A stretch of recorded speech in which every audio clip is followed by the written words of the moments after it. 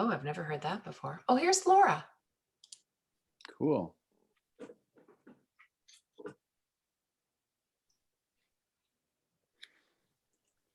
Hello, Laura. Hi. Time for a song. Hey, hey, the gang's all here. We haven't started yet, Laura, because we've had some technical difficulties going on, but I think we're over it now. Changing the Okay. weather. Yes, definitely the weather has plays a role. And So you guys did disappear for me, so I don't know what. oh, okay. So what But we at least I can hear your voices. So yeah, and what we did remind each other too, or I was just bringing up a few minutes ago, is that, you know, calling in is way better than nothing, and I'm going to be putting that call-in phone number on future agendas as well, because you know, it at least allows us to be together in voice. All right, and the other thing that I said, I'll just make sure everybody has heard, and that's that I'm as we looked at the agenda items, it does feel like we're trying to cram a lot in today, especially considering we're getting a late start. And I would just like to remind us that if we need another meeting, even though I know many of us are very concerned about meeting just to meet, it does not feel like that to me. But I want us to just stay open to the fact that this may take 2 meetings to kind of get through everything we're trying to do here. May not, who knows? I just want us to relax in the moment. I think I'm talking mostly to myself, but thank you for listening. Good. Oh, good to say it out loud. Thank you, Angie. So as usual, just a reminder, we are being recorded, and we are recording this for our records. And we're going to start with an opening question. And that is something that actually came up as the weeks have played out and conversations have been had. One of the things that came up for one of us was what, you know, as we think about how much we're meeting and what we're intaking and what we're hoping to do today, it felt like a good time to answer this question, which came up, which is, what is the end goal of our group? Now, not all of us know, but I would just encourage us all to think about that for a minute. That's why I wanted you to look at the agenda beforehand so you weren't taken totally off guard by this. So as it stands today, let's just put it that way. As it stands today for you, what would you hope would be the end goal of our group? Or what do you think the end goal of our group is? So you can kind of take it however you want to with that. And I don't want to pick on anybody, starting first, giving you a second to ponder.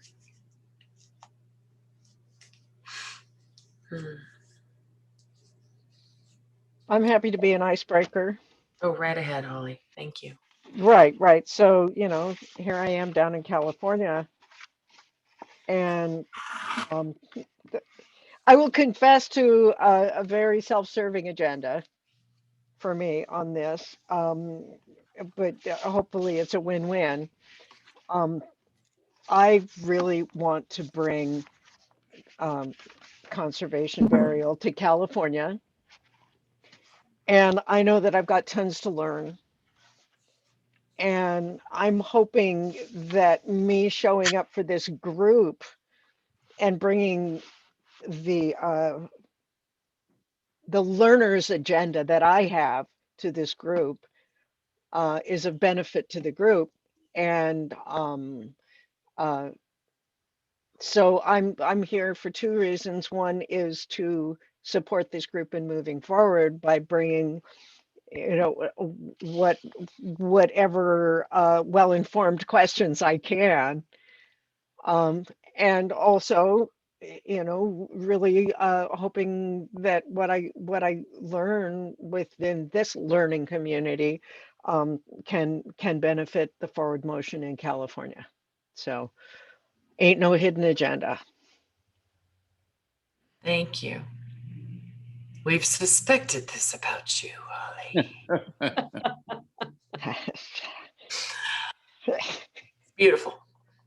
I could go. Thanks, Karen. For me, my great hope is that we either purchase land or have land gifted or collaborate with a land trust existing or to be created and facilitate. I don't know. I can't say if our goal is to run, to operate. I don't know that yet. I don't know where my heart is about that, but to facilitate an actual site for conservation burial, piece of this earth, its ground. So, and to educate in our local community and broader communities as we learn, and to collaborate with tribes and people perhaps in the funeral business, who knows, collaborate with faith groups, other groups, a broad spectrum community outreach and networking. And that, I guess that's me. I'm kind of a networker. So I can't say specifically, I don't have a vision of what my role is yet. It's just, we're in this big slurry of gestation and gathering information. So I can't pinpoint where my commitment is at this time, but I love this group and this conversation. So here I am. Thank you. So I could follow Karen just because it's so similar, even in that nebulous aspect of seeing how it moves and where it travels. And I feel you've been meeting a lot longer than I've been participating, that's for certain. Though I've had some conversations with Hillary about the group and specifically asking, what's the end game? I would add to what Karen said, something relatively local to Thurston County, because is self-serving for me, that I would like to be conservation. I actually call it roll in a hole, but anyway, to be conservation buried.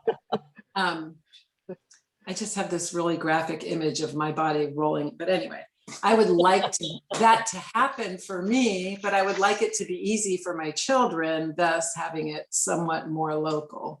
Not that they need to go back and visit, but just at the event and the timing. So there's a self-serving aspect to it, but I also, believe in my heart, it really is the best way to go for me. And granted, a lot of people need other things, but just for me and the plan, I believe strongly in the whole concept.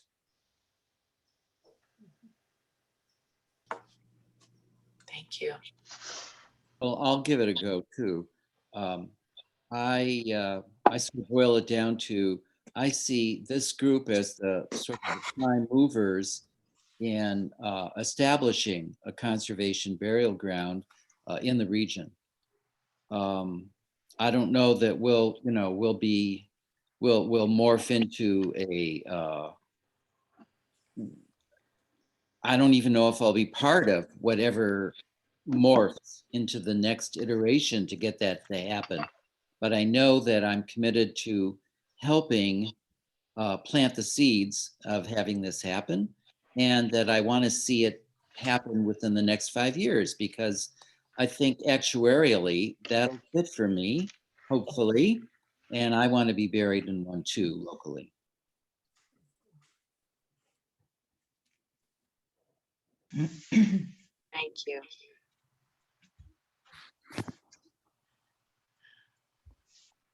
So I'm really similar in hopes as well. And I really I would really like to be buried locally and know that that it can be facilitated. I really want to get buried in 1-2 days if possible. I don't want to be trucked to Eastern Washington or trucked down to Vancouver. I want it to be handy dandy and easy to do. And, this to me is an ideal situation, and whatever it takes, I think it's as simple as a land trust saying, okay, but I'm not sure if we've probed them enough or what the deal is, but it seems in a lot of respects it could be easily done. And I like that 5-year plan idea because, you know, you never know when you're going to have to go, and then you have to go out in a traditional burial or whatever. That to me is horrifying. So to be buried here near home would be really neat. So that's where I'm at with that. Well, I'll throw in my humorous take on that. So it sounds like the gist of it is we just need some kind of burial ground big enough for 9 of us. That's nearby. So that's pretty simple. And we have to do it, you know, soon. The sooner the better. And sorry, Holly, you'll have to come up here, but I didn't mean to exclude you. You want to be buried in California. I'm sorry, I forgot that part. Anyway, so what everything everyone said has been right on line with me. The way my mind worked with it just now was concentric circles. But I'll just say, first off, I appreciated you bringing in the time frame, Evan. I think that was really, that just went, oh, bingo, yeah, not just this amorphous. Well, even if it's amorphous wish, it's amorphous if you don't put a time frame on it. So I think that's great. And so my center of my circles is a green burial ground. That's what I want our end goal to be, a green burial ground that's local. So that's the first just concrete thing. That's what I hope we will achieve. I'm thinking of it as having been acquired and operating to some extent, at least for the 9 bodies, and then we'll be the guinea pigs. And then that it's local is definitely, you know, like right on at least the please edge of that first circle. And then the next circle for me is within the land trust, because I really, really like that idea of it being more than, I mean, it will be inherently a green place because we'll be remediating land to some extent with our nutrients, but also because I'm assuming we're going to take on I wish that we will take on the model of native plantings and like that, but it would be even greater to me if it was within an existing, I mean, I would love to be buried in Nisqually Land Trust land, you know, or Capital Land Trust. So, and then created in community, that also feels right in those inner rings to me, because that is such a, I mean, we're already community, the 9 of us or the 8 of us or 10 of us, or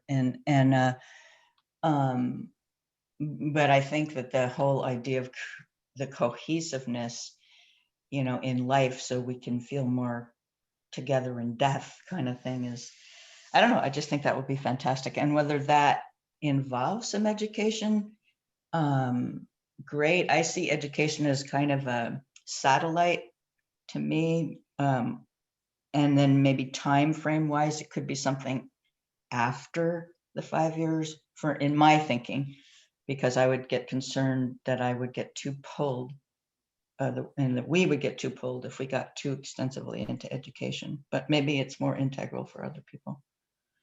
So I think that's pretty much what I jotted down. Thank you. Yeah.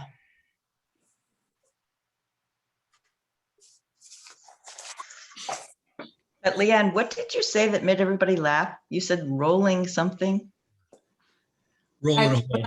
When I've talked to my kids, I've said, you know, what I really want is to be rolled in a hole.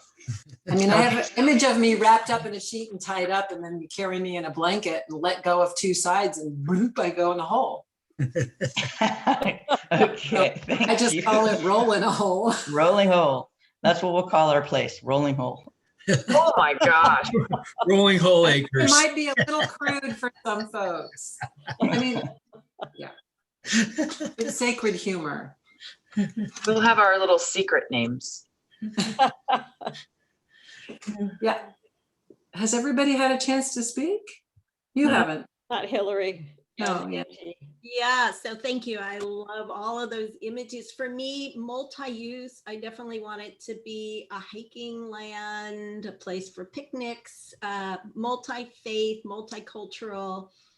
For myself, at this moment, I plan to become compost. And right now, the one conservation land, Bell's Mountain, is a couple of hours south. So I would love for this land to welcome with open heart compost to help renew the land. I too would love for it to be local. I wrote down like 45 minutes to an hour max. I want it to be beautiful, and I would love for there to be people in the younger generation just hot to trot to intern in this place, to embrace it. And so that's it. Thanks.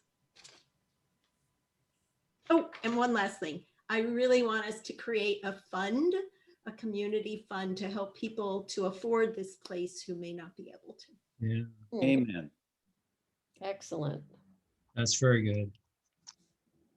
Oh, and one last thing.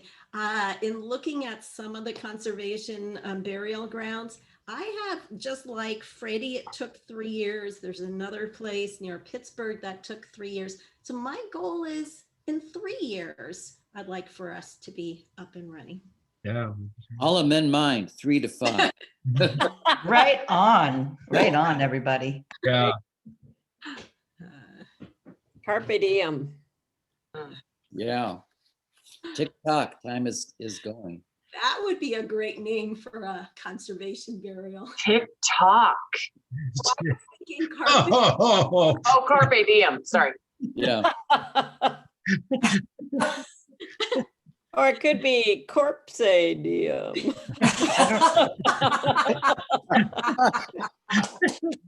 I don't know, but Angie, when you picked this question and it was end goal, I thought, well, End goal, that's a good one. maybe we could call it end goal. And that came from a conversation with Leanne last week when she asked that question, what is the end goal? So thank you, Leanne. Yes. I love our fluidity. Hillary heard that and said, oh, sure. We already had discussed an idea for an opening question, and then poof. So I love that about us. So Kim, anything? Yeah. Sure. I think it's really useful and helpful to hear what folks are thinking about in terms of timelines and in terms of the type of place that everybody's envisioning.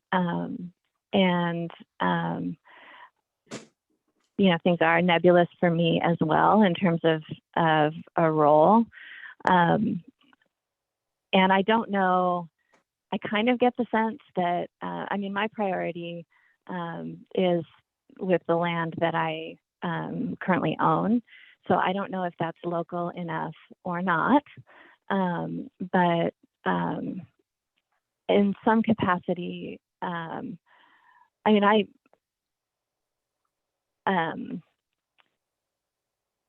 I think about these conversations and I think about being an operator. I think about my background is in finance. So I have tons of experience with grant administration or with private party funding from foundations and things like that, reporting and dealing with financial data and, paying bills and all of the kind of the unsexy stuff that you have to do to keep an organization moving.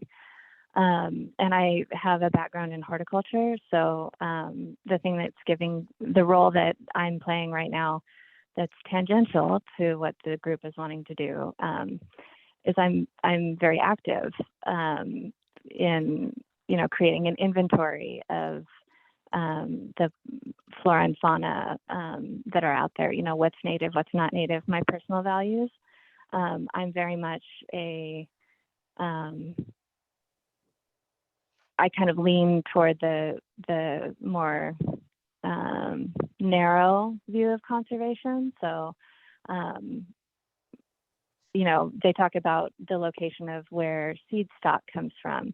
You know, is the seed stock local? There are some folks in the forestry industry that talk about how it doesn't make sense for someone in Olympia to plant a tree that was where the seed stock and germination happened in Spokane because of the environmental differences. And so I enjoy geeking out about that stuff. I am, just so you all know, my ideology when it comes to conservation is I tend to lean toward a more narrow preference, but I'm not inflexible. So I hope you don't hear me say that bit about seed stock and think, oh my God, we can't do anything with her because she's so rigid. So, I mean, if there are ways for me to support the group by doing either land legwork or administration legwork, those are tools that I have in my toolbox. But I'm waiting to see how the group evolves and how it can be useful and what the group is really aiming to do. So that's it for me. Thank you. Thank you. So just like Hillary, I feel the same as many of you.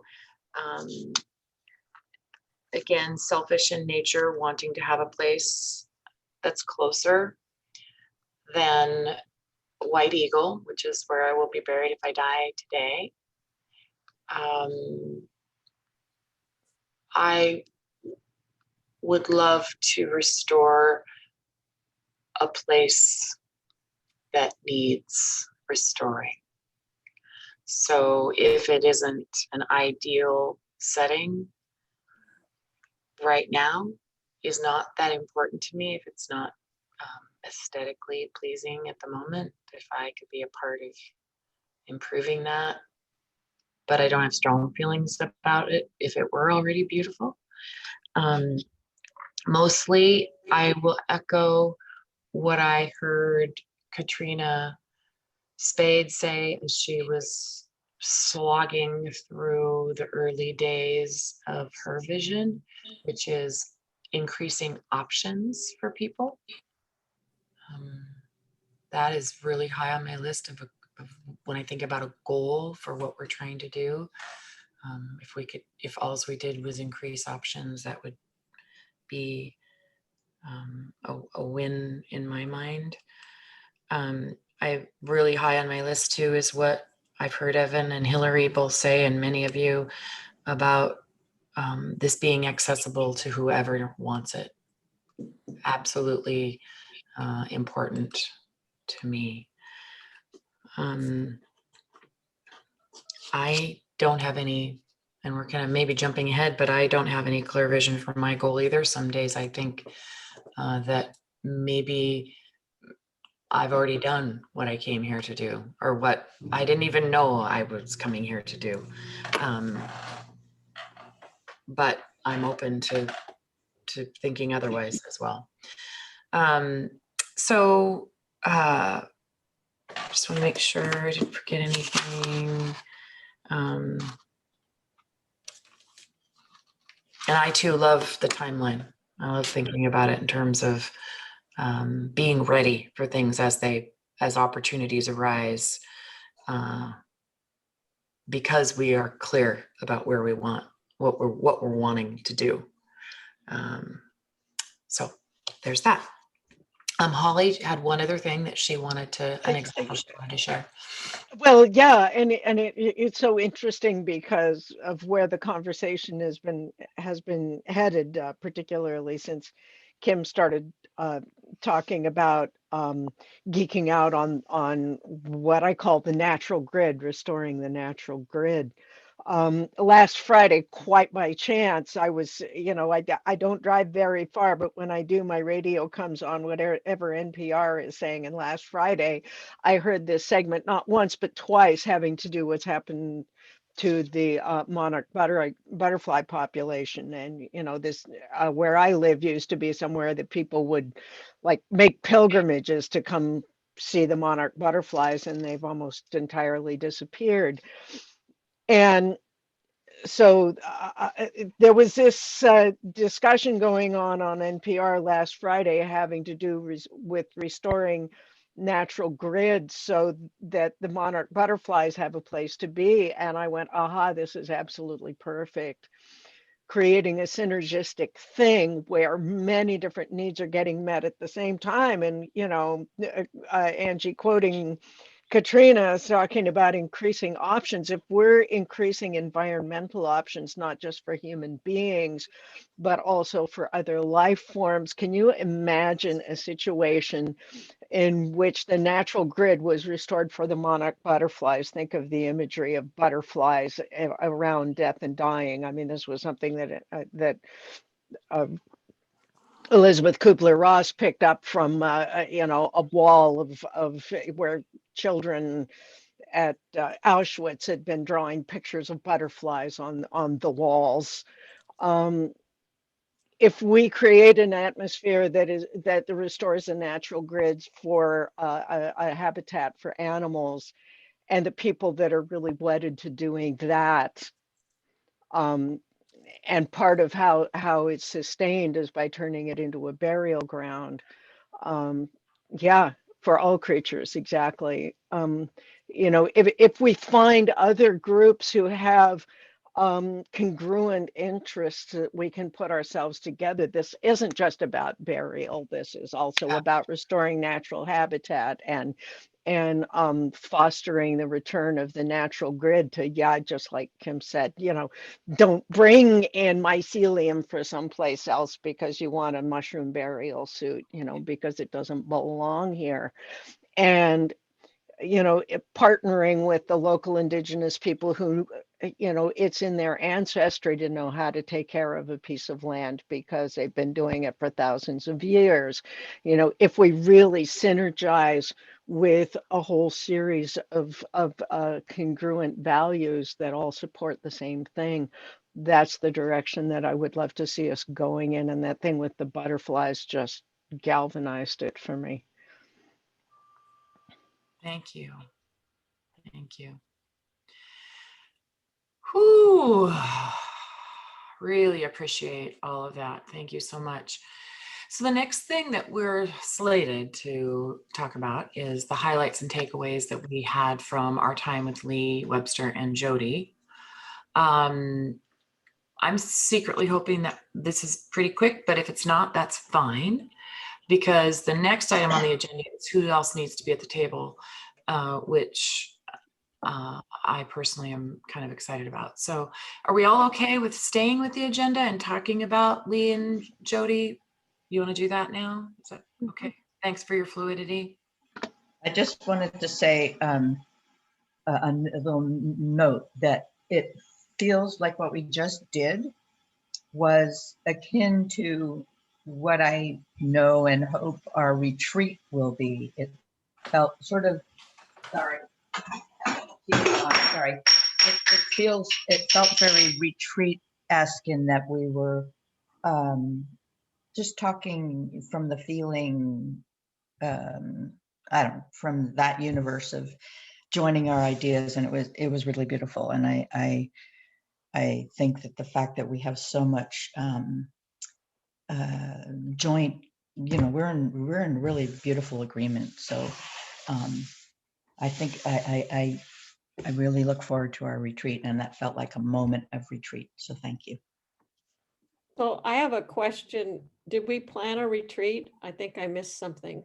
Yeah. No, we didn't. We talked about, were you there for the presentation where the woman, I can't remember all the names, Angie helped me, but she gave us an amazing rundown. And it was scary to some people. To me, it was like, yeah, somebody's already kind of done the organizational math here. And the That first was thing Lee, she said wasn't was, That was Lee Webster. Lee, yeah. yeah. And she said, okay, folks, you're going to want to jump in, but do the retreat first. Okay. Yeah. And, oh, good. and Road trip. All right. You can stay. This my feels home. good. It feels like we're moving through the agenda if we're going to start talking about what Lee Webster said. Yeah. Um, Okay, thank you. Thank you. So let's just let it go. Let's let people chime in. Things that they wanted to bring up to the group about our time with Lee and Jody, and Laura kind of kicked us off. So I'm just gonna let you guys go.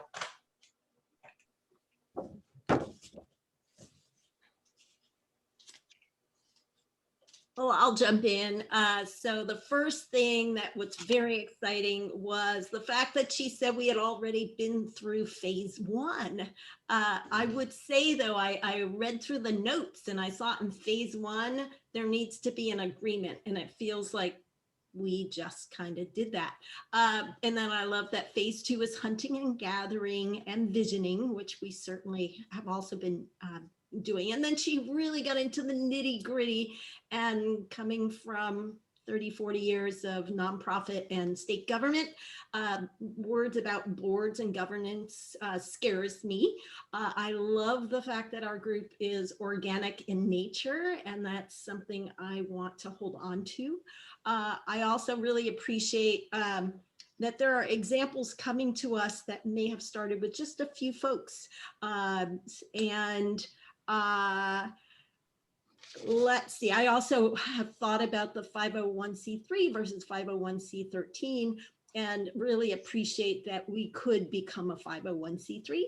And I will stop there. Oh, and also Lee's excitement, which you'll hear more about, around surveying. And so I really picked up on when she talked about do a community survey. Thanks. Thank you.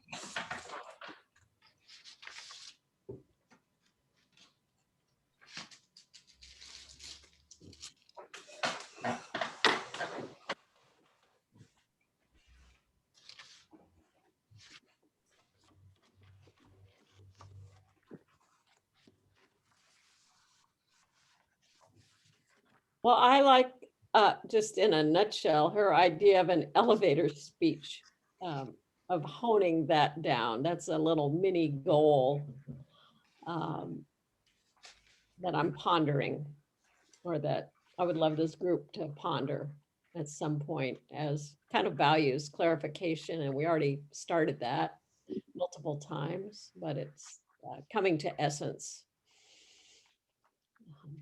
as we move along. Maybe it's the mission, vision, values, and that might go again to a retreat focus.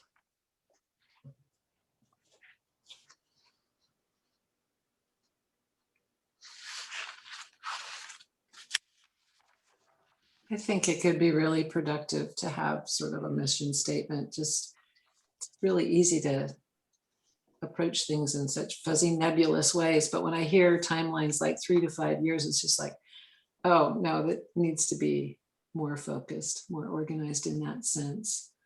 I really like the aspects of the other facilities, how the community is drawn in with volunteers digging graves and participating. I think that's pretty cool. When Karen was talking about education, that's what I was seeing as the education, because if you have people involved personally touching the dirt, they have conversations with people well beyond, you know, and so that community grows that way. So it's different than, okay, we're going to lead a workshop and now you can come, which doesn't mean you can't do that. But I think the heart of that education, and it may become because my degree is in education, it's just like that person to person, face to face is incredibly powerful, and has a lot more sticking and holding power.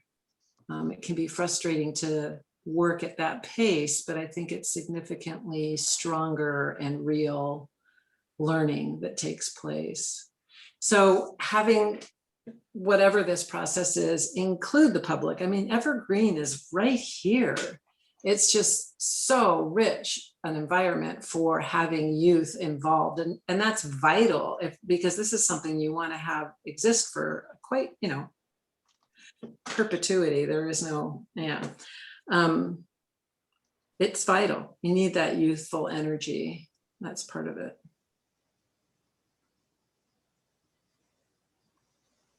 What is Evergreen? Evergreen State College. It's a very, very progressive state college university. Is it Evergreen State University? Oh, It's still college. It's Yeah. still college. Whatever. It's a very unique place as far as really encouraging students to think and process and find their way and come at problems with a fresh perspective. And there's rigor there as well, but it's just really rich. And the diversity that St. Martin's offers is pretty amazing too, because it's a very international school. So I just think that, you know, being able to work with the universities is quite an opportunity in this area. There's South Puget Sound, there's Evergreen, there's St. Martin's, and then there's the online DeVries or whatever is in Lacey as well. So there's a lot of opportunity for involving, you know, kids can turn it into their senior project or whatever. Yeah.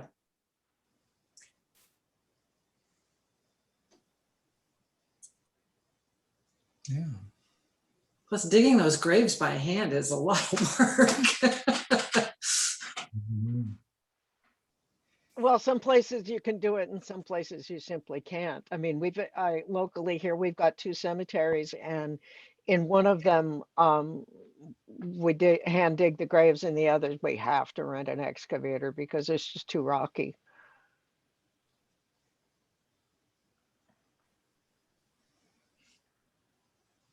So sticking with the idea that we're bringing our highlights and takeaways from Lee and Jody.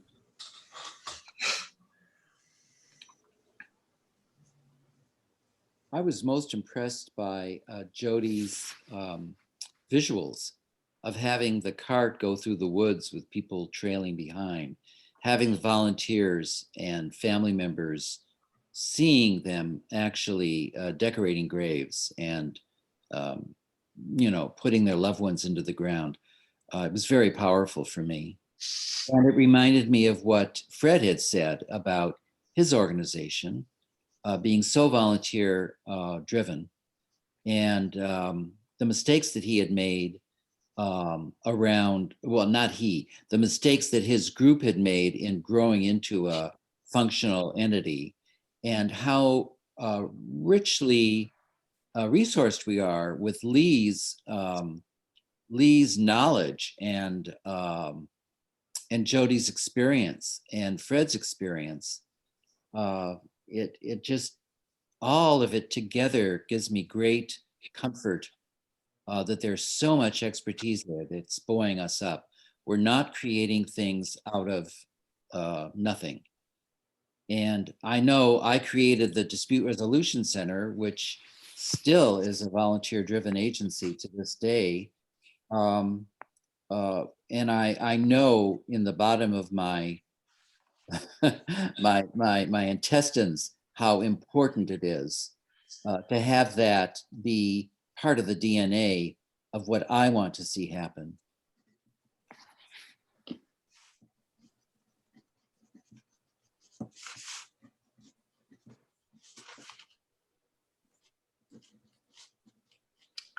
Anybody else? Takeaways from Lee and Jody. Well, I don't think there was anything that I've seen so far that I didn't like, that was all felt completely relevant. I things in particular to Lee that, you know, the thinking of that never would have occurred to me, things like our communication model of whether we want to be consensus or simple majority, or you know, that can sound so officious, but you know, it will help us a lot if we just, you know, go do our round robin and say, well, you know, this is what feels the best to us, and then go from that. Because pretty soon I feel like we need to start making that kind of decision about how to make decisions or how to decide for sure something concrete.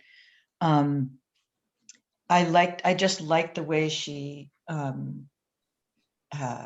brought out all these pieces of it that, you know, would have taken a long time for us to even flush out of the bushes, you know. So just the fact that she had a list that said, you know, how to identify your network, look for donors, look for local state government, look for land trusts. I mean, all the thinking that it comes with just making a simple list.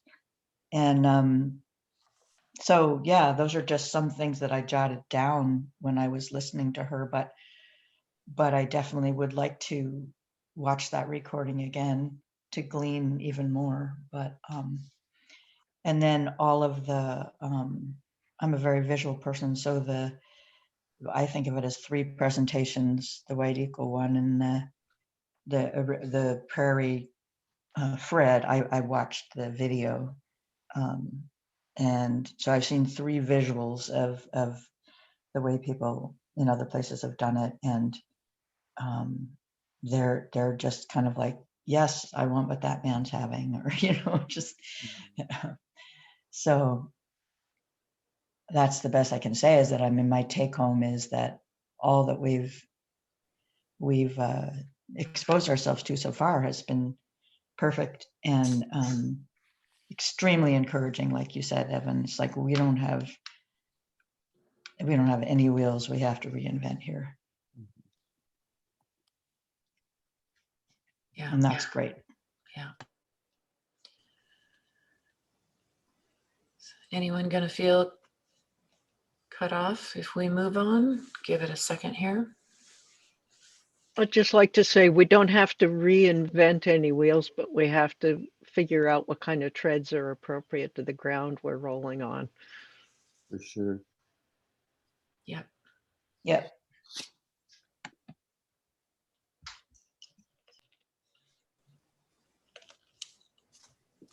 So we have 32 minutes left. The next thing we have slated on the agenda is who else needs to be at the table. And then after that, options for next steps. Do we feel all right going ahead with who needs to be at the table? Yeah, I sort of have a little bit of a, yeah, I do. But I immediately, what jumps out to me is, oh, but I think we can brainstorm who needs to be in terms of expertise or affiliation or interest. I don't know, but I think we're going to always have to be open to that. But getting back to what Laura said about, you know, how we make decisions, who's in, who's out. I mean, we really are in this strange sort of half existence. And you know, I don't want to. I'm so sensitive to what you said, Hillary, too, about not wanting to get too locked into policies and procedures, but just process-wise, I know that just to make procedural agreements, it's in terms of who needs to be here, it's very important. So I'd like to put out my preference for just having consensus, a loose consensus, you know, beginning now, and not have to do parliamentary shit. Well, there, I gave you my bias. That plan. Mhm. Hillary, were you going to say something? Oh, you go first. I was just going to share that my personal bias is that processes are a lot like clothes. The best ones give you room to move, cover where you need it, and they make you look good.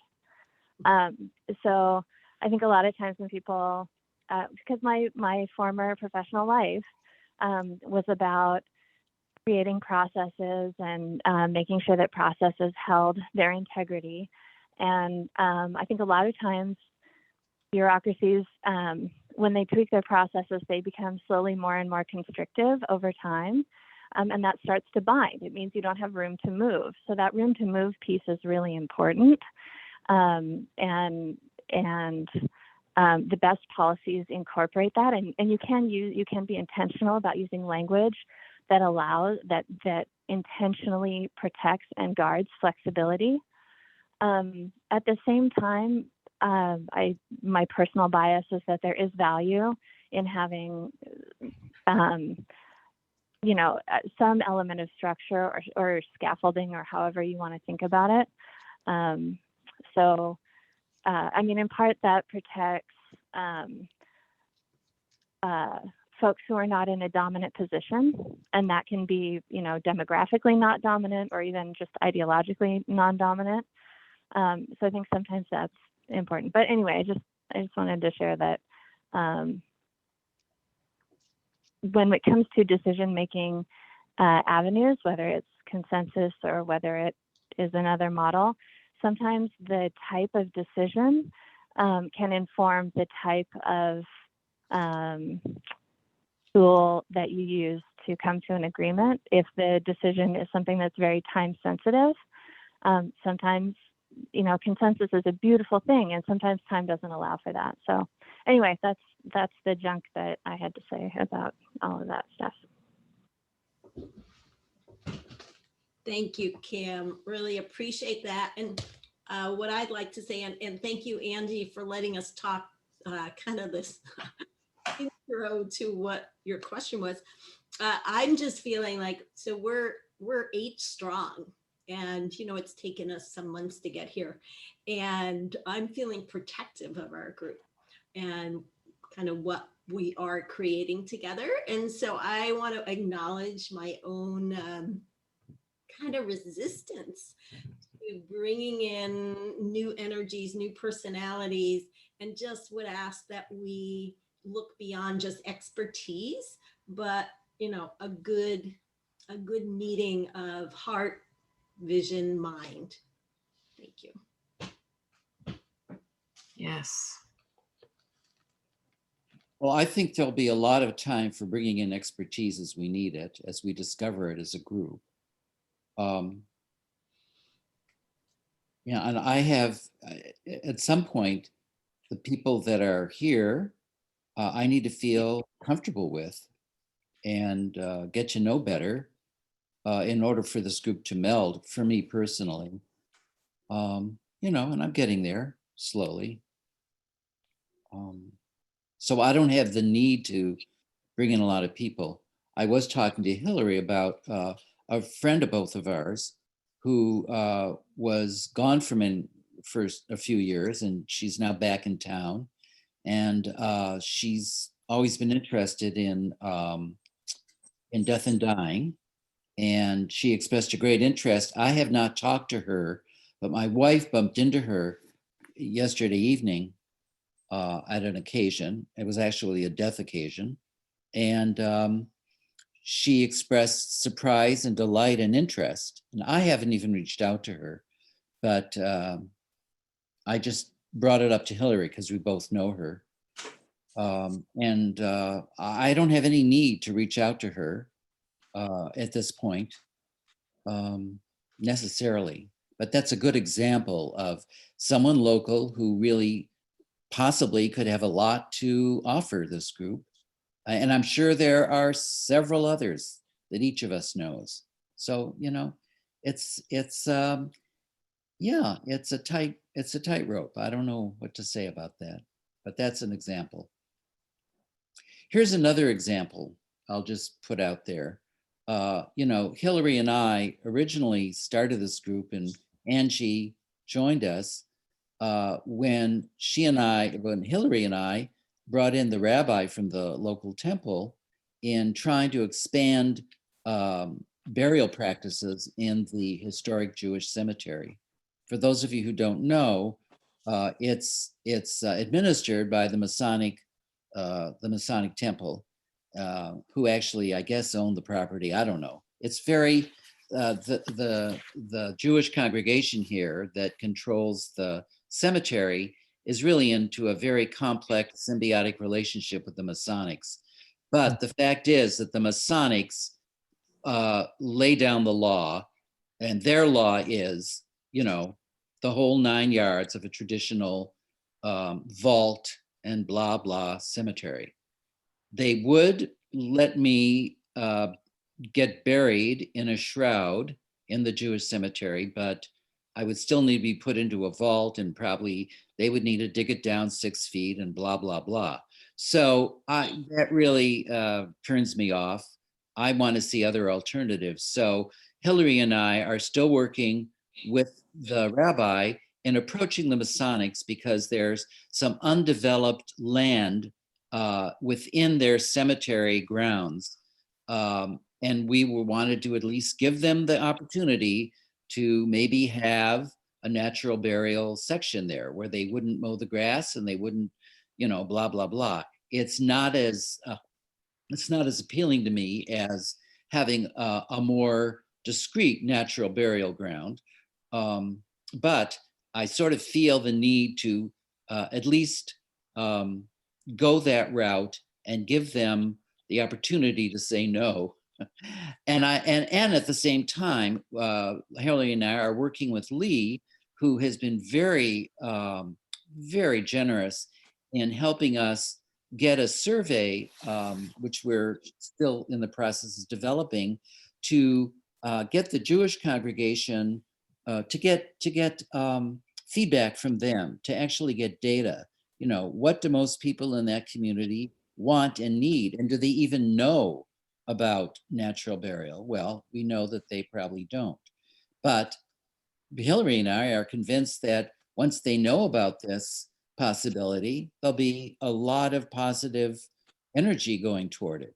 So there's a little education piece for you. So we're sort of jumping the gun with that. And it's I know that it's a side issue sort of from how this group is going. But I did want to let you know that she and I are at this point putting in some energy toward that. It almost feels to me like closing a loop there, because that's old business. That's how this group originally came together, and we're still pursuing it to its probably bitter end. Thank you. So you have completed the later part of the agenda then. Is there anything else you wanted to share, Evan? No, I'm so glad. It was perfect. It was perfect. Okay. Yeah, thank you. Great. That's good.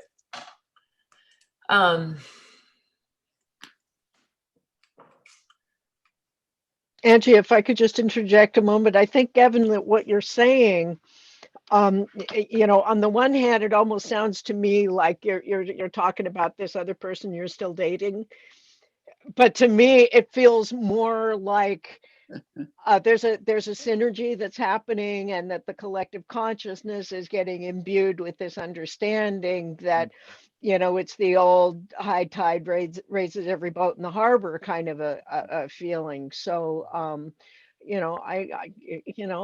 don't think you're playing around, you're fooling around with other cemeteries. It doesn't sound that way to me. Right. Oh, thank you. Yeah, Great.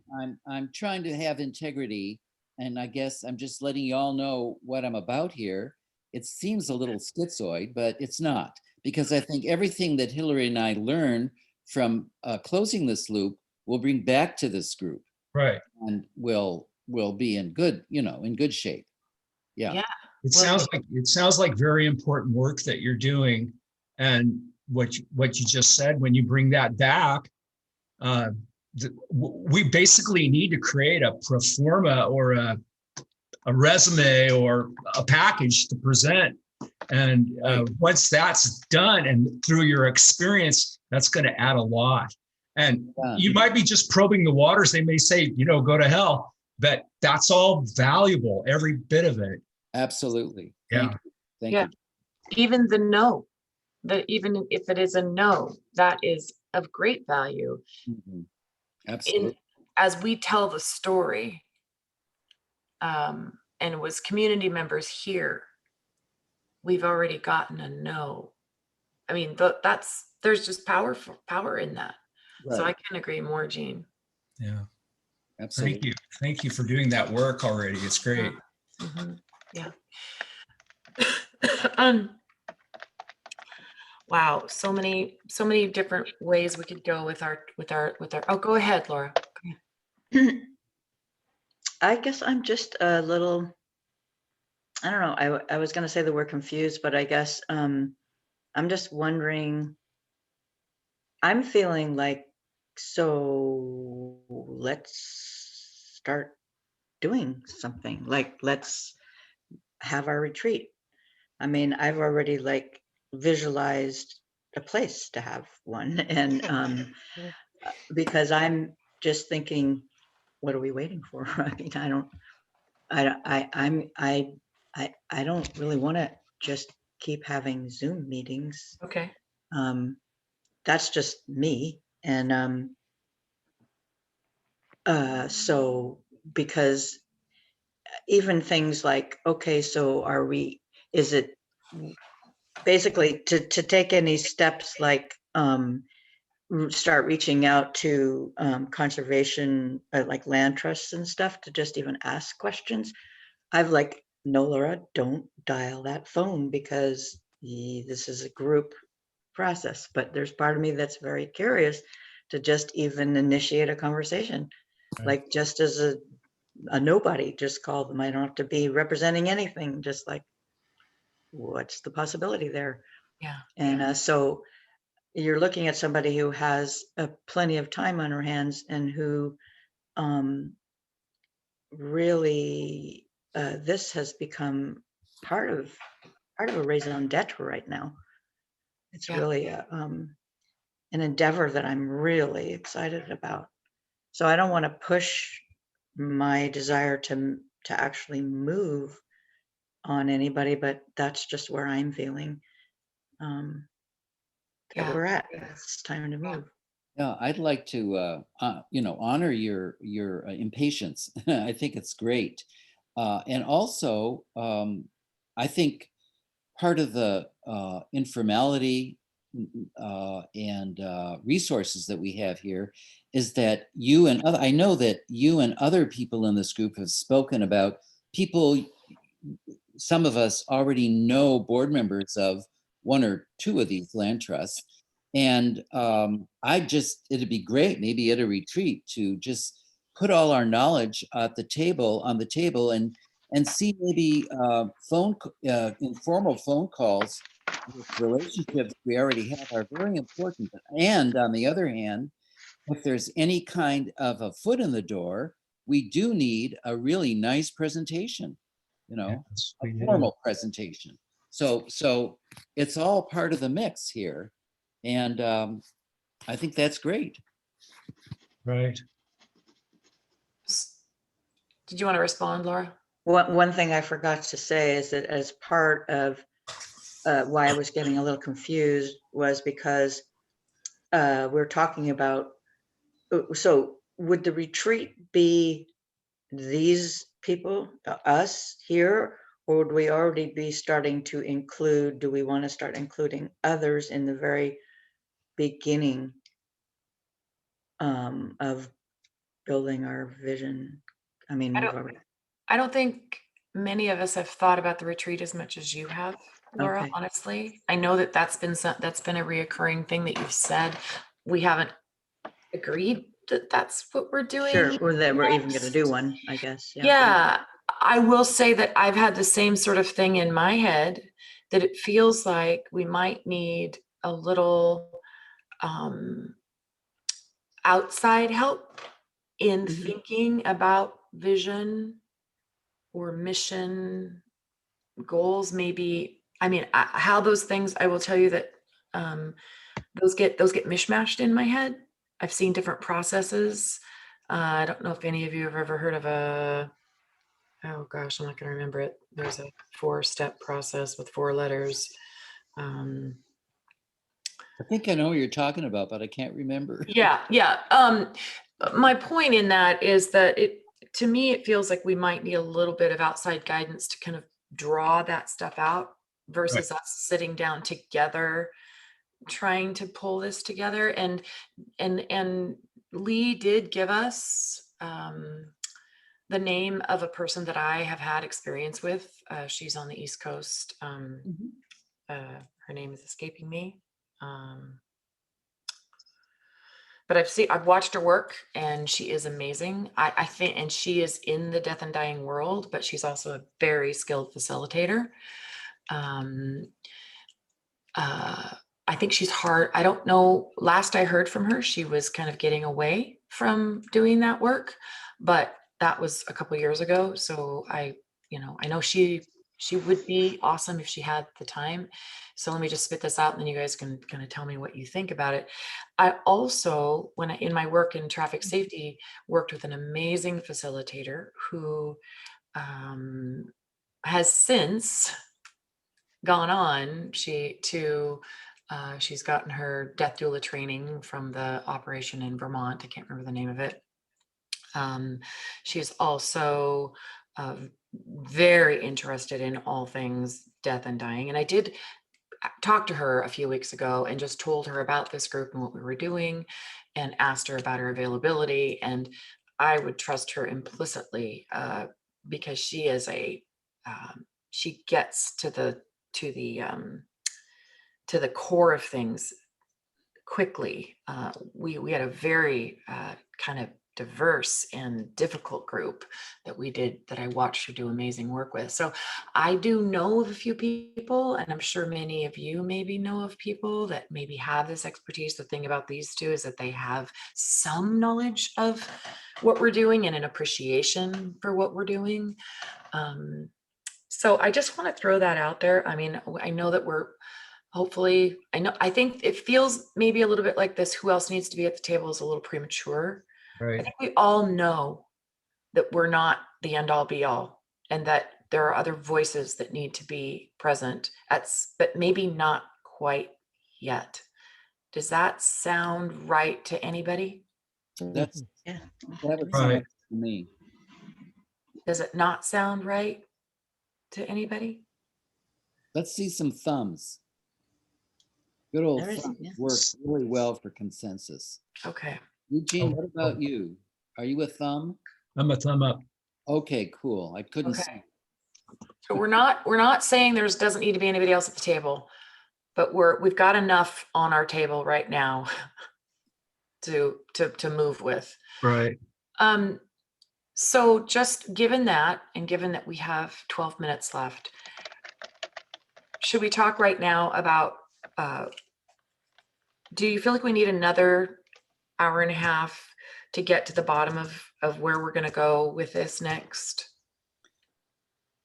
I know that's hard to. With what next? So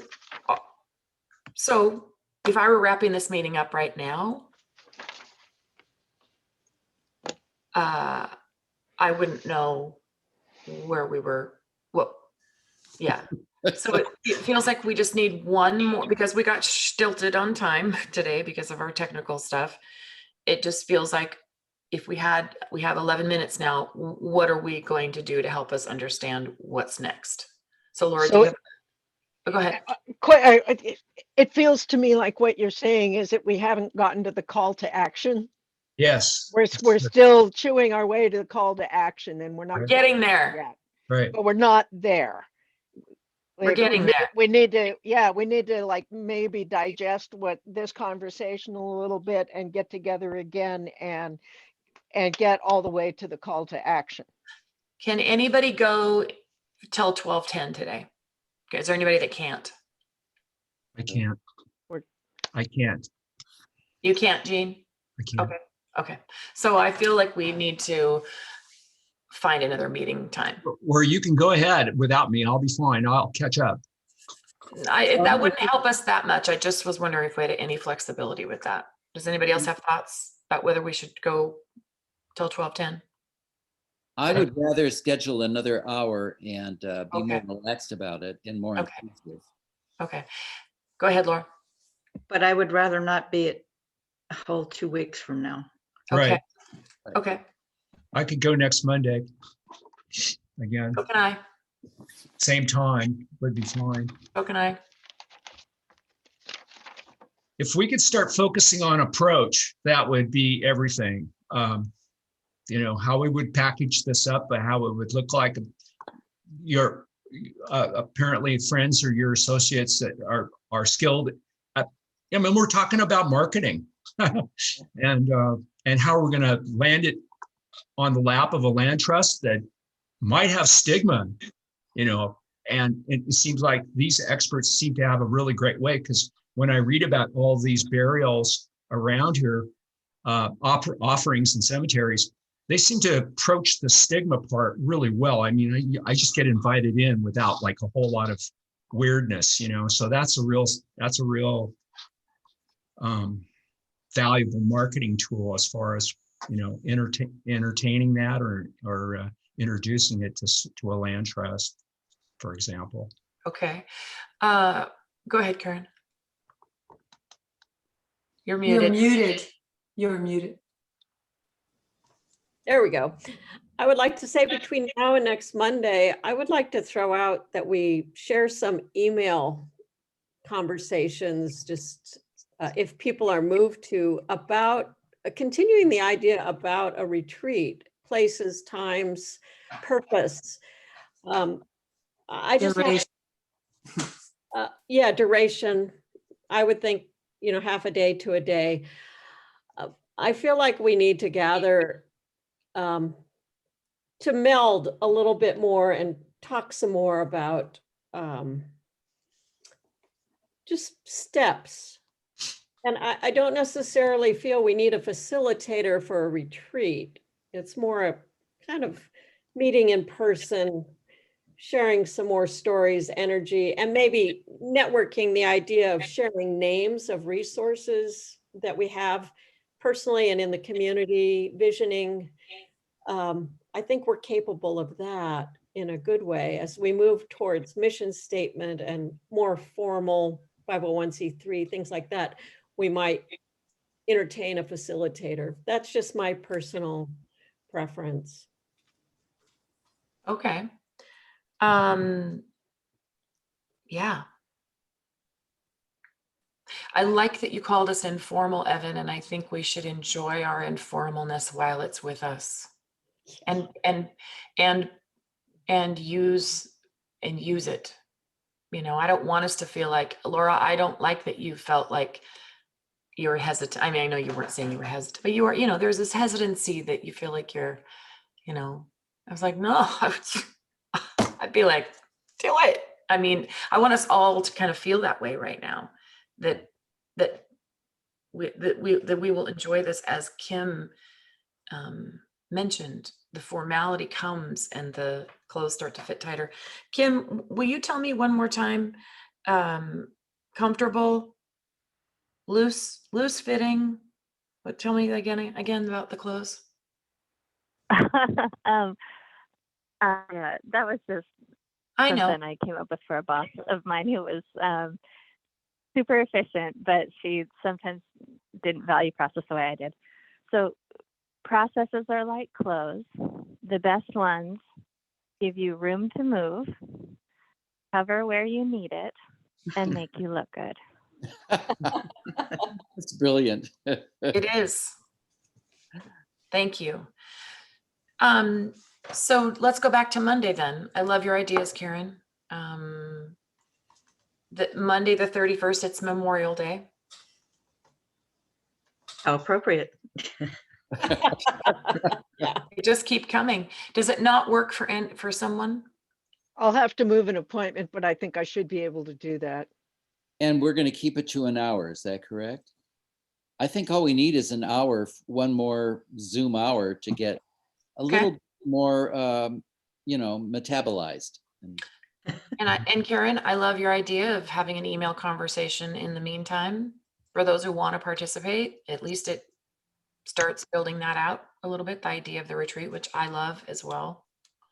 And I think I agree with you that maybe a facilitator, not at that point, but knowing that if we reach some place that feels like that's a natural thing to do. I was even gonna suggest, Angie, that is the person that the second person you talked to within the Northwest. Yeah, she's in Seattle. Well, it's fine with me if you just want to reach out to her. And it's fine with me, Laura, if you want to reach out to someone you know in a land trust. I mean, the more we can bring to the next meeting, the more, I don't know, it's like feeding red meat to the crowd, It gets us excited. I don't want to do a MAGA comparison, but, remind us of that. Soy burgers aren't the same.